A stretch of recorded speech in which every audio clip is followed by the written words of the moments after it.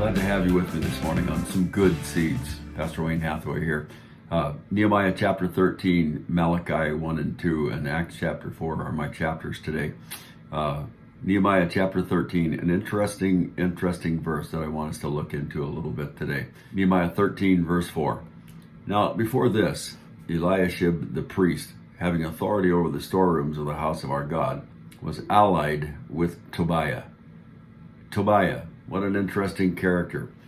This section of Nehemiah talks about Nehemiah having left Jerusalem and had gone back to his duties in the Persian court.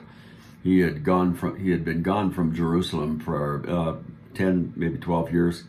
Nehemiah had left sometime after this remarkable revival had taken place that had been noted in recent chapters in the book of Nehemiah.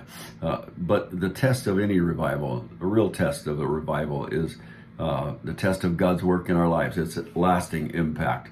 But here we are seeing that after 10 years, the lasting impact is no longer there. So when Nehemiah comes back, he saw that Eliashib the priest had entered into an agreement with one of the enemies of Nehemiah's work to rebuild. Incidentally, Tobiah was an Ammonite, according to chapter 2, verse 10 of Nehemiah. He was one of the mixed multitude that had been put out of the assembly of God's people for some 10 years before. At this point in the record of Nehemiah, Tobiah was not only present among the assembly, but he also actually rented rooms in the temple courts. It says that he was preparing a room for him in the courts. Apparently, Tobiah had not changed over the years. He did not join the people of God in terms of his covenant. The problem was evident to Nehemiah, but Eliashib was completely blind to it. And it grieved me, Nehemiah says, grieved me bitterly. There are a lot of reasons why this is so distressing to Nehemiah. It grieved him because the rooms in the court of the temple of God were being occupied by a man who was not only a pagan, but also had a history of active opposition to God's work in the days of Nehemiah.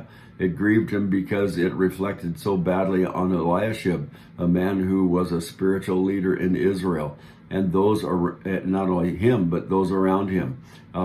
It showed that Eliashib was blind to the problem, that there was no one around him who could confront him in any kind of a way about the problem. It grieved Nehemiah because it made Nehemiah question the lasting value of the spiritual revival he himself had witnessed in Jerusalem.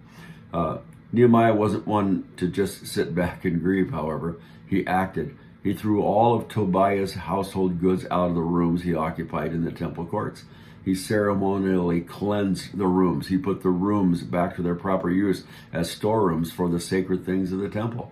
So this is so like what happens in the church, particularly in this country. Tobiah, who is a symbol of mixed multitude of people who are really not saved, who are not a part of the work of God, that have been allowed in to the house of God, who have profaned the holy things of God with worldly influence and practice.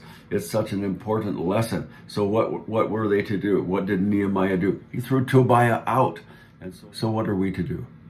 We are to cleanse our own temple, as it were, to rid ourselves of Tobiah, anything that smacks of the flesh, that is born of our flesh or worldly attitudes and actions, so that we are the proper representatives of the Lord. Amen.